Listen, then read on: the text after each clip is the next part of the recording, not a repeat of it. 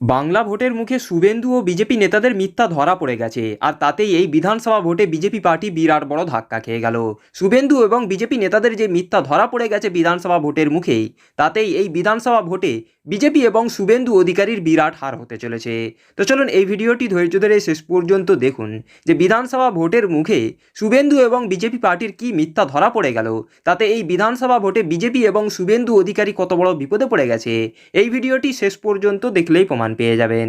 এর আগে বঙ্গ বিজেপির নেতারা দিল্লির কেন্দ্রীয় নেতৃত্বকে জানিয়েছিলেন যে বুথে বুথে সৈন্য প্রস্তুত। সেটা যে ডাহা মিথ্যে সে কথা ধরা পড়ে গেছে। আর সত্যিটা তো এই, বিজেপির বুথ স্তরের সংগঠন এতটাই দুর্বল যে বুথে বুথে সৈন্য সামন্ত রাখা তাদের সাধ্যের বাইরে।